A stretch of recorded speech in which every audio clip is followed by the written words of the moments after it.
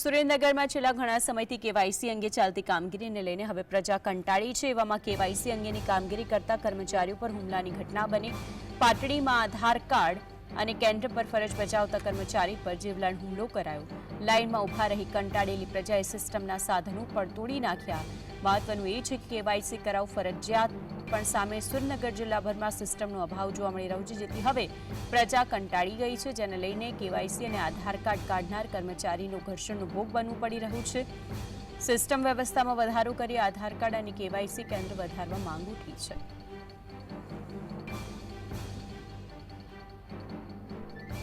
आज अंगे વધુ માહિતી માટે સંવાદદાતા ફઝલ જોડાઈ ગયા છે। ફઝલ, આખરે કેવાયસીમાં જે લાઈનો હતી તેનો રોષ હવે સિસ્ટમ પર ઉતારવામાં આવ્યો, સિસ્ટમો તોડી નાખવામાં આવી, વિગતો શું છે?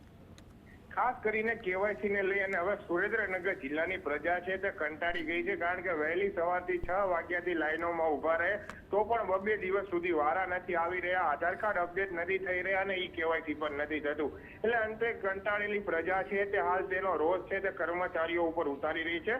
સુરેન્દ્રનગર જિલ્લાના પાટડી તાલુકામાં આધાર કાર્ડ કેન્દ્ર ઉપર ફરજ બજાવતા કર્મચારી ઉપર છરી અને અન્ય તીક્ષ્ણ હથિયારોથી પ્રજા દ્વારા હુમલો કરવામાં આવ્યો છે। લાઈનોમાં ઉભા રહેલી પ્રજા દ્વારા વારો સમયસર ન આવતા તેની દાદ છે તે કર્મચારીઓ ઉપર ઉતારવામાં આવી છે અને તે આજુબાજુમાં આવેલી સિસ્ટમો છે તેમાં પણ તોડફોડ હાથ ધરવામાં આવી છે। લેપટોપ અને જે ફિંગરપ્રિન્ટ લેવાના સાધનો છે તે પણ તોડી નાખવામાં આવ્યા છે। એટલે સુરેન્દ્રનગર જિલ્લામાં જે ઈ કેવાયસીની કામગીરી ચાલી રહી છે, જેને લઈને કર્મચારીઓ અને આમ જનતામાં છે તે ભોગ બનતા હોય તે પ્રકારના દ્રશ્યો હાલ સર્જાયા છે।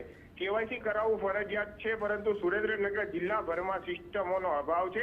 આધાર કાર્ડ કઢાવવા માટે એકમાત્ર સિસ્ટમ સુરેન્દ્રનગર પોસ્ટ ઓફિસમાં ચાલુ છે, અન્ય સિસ્ટમો બંધ હાલતમાં છે। ઈ કેવાયસી માટે પણ લાંબી લાઈનો અને કતારો વહેલી સવારથી જોવા મળી રહી છે। એક તરફ સરકારે એવું કહ્યું છે કે ઈ કેવાયસી નહીં કરાવી હોય તો તેમને સરકારી લાભો બંધ કરી દેવામાં આવશે, રાશન કાર્ડમાં મળતા લાભો પણ બંધ કરી દેવામાં આવશે।